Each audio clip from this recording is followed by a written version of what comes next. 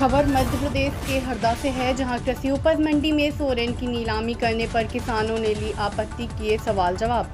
जिले की खिरकिया कृषि उपज मंडी में विगत 20 मई को एसडीएम संजीव कुमार नागू के द्वारा बनाई गई सोरेन नीलामी समिति के द्वारा शनिवार को महीने भर से अधिक की इकट्ठा की गई सोरेन की नीलामी करते समय किसानों ने आपत्ति ली। किसानों ने पूछा सवाल की समिति सोरेन में होने वाली आय का कहां खर्च होगा। कृषक ने उपस्थित नायब तहसीलदार व मंडी सचिव से सवाल में पूछा कि मंडी में बने मंदिर का रखरखाव व पुजारी की व्यवस्था क्या सोरेन से ही होती है। समिति बनाई गई, उसमें भार साधक अधिकारी एसडीएम संजीव नागू के द्वारा नायब तहसीलदार को समिति का प्रभारी बनाया गया। वहीं मंडी बोर्ड से बगैर परमिशन के समिति बनाई गई तथा कथित समिति को एसडीएम ने निर्देश दिए कि प्रतिदिन नीलामी की जाए, तो फिर 1 माह से ऊपर की सोरेन इकट्ठा क्यों की गई। जब इस माह में लगभग 1.5 लाख कीमत सोरेन इकट्ठा हुई, तो विगत कई माह से मंडी चलती थी, उसमें कितनी सोरेन इकट्ठा हुई, उसका हिसाब किसने रखा व उस लाखों रुपए की कहां बंदरबाट की गई। मध्य प्रदेश के हरदा से संवाददाता संजू नामदेव की रिपोर्ट। आइडियल किस नीचे का चेहरा नहीं आया। क्या मामला है कृषि उपज मंडी का? कृषि उपज मंडी में विगत कई दिनों से जो किसानों की ट्राली से जो सोरेन जो माल गिरता है, उसको मंडी द्वारा सोरेन का माल बोला जाता है। और ये सोरेन के माल, हमारा विरोध ये था कि आज सोरेन का माल की नीलामी हो रही थी। सोरेन के माल की नीलामी हो रही है, तो इसमें ऐसी जानकारी भी मिली कोई समिति बनी है। अब समिति बनी है तो उस समिति में किसानों को क्यों नहीं रखा गया, कोई भी जनप्रतिनिधि को क्यों नहीं रखा गया। और ये जो लाखों रुपए का माल निकलता है, ये माल का क्या हिसाब है, ये पैसा कहाँ जाता है, ये पैसा कहाँ लगता है, इसका क्या हिसाब है।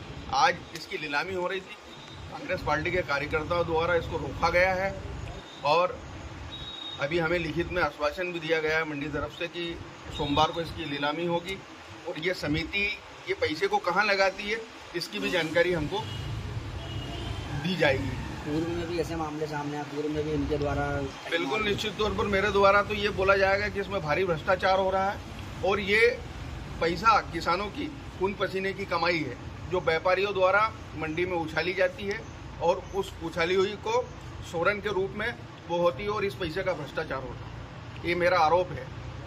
और पहले भी मैं विधायक प्रतिनिधि था मंडी में, उस समय नियम बनाया गया था कि भाई ये पैसा जो है वो मंदिर में लगेगा। उस समय मंदिर में यथावत वो पैसा लगता था।